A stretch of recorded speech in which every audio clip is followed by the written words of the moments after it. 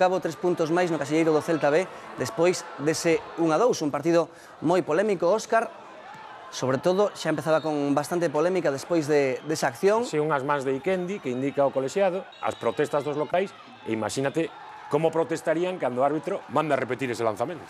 E tanto, porque fallou Mateo en primeira instancia e vexan o Linier, o asistente... Impasible no seu sitio. Totalmente, volveu fallar Mateo e recolleu o rexeitamento, marcou. Vaya 2 penaltis de Mateo, afortunadamente marcou pro Celta. Sí, e despois, xusto despois desta xogada, seguían as protestas, o Extremadura quiso facer un dobre troco, isto acontecía no minuto 60 de partido, e o árbitro decide expulsar a Sabino.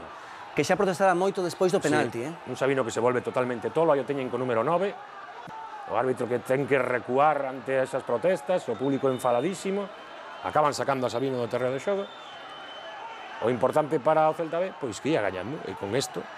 E aínda se descentraba máis o rival, nun partido que xa dicimos que os colexiados tiveron mesmo que sair escoltados, e aínda sería mellor o encontro pro Celta despois deste gol agora sí de Mateo Ben, minutos 75, bo gol de Mateo, 0-2, parecía o partido xa prácticamente sentenciado. E aínda despois chegaría esta acción, acurtaba distancias o cadro local e vexen como ten que sair o colexiado. Escoltado, importante que os 3 puntos caeron no lado do Celta B.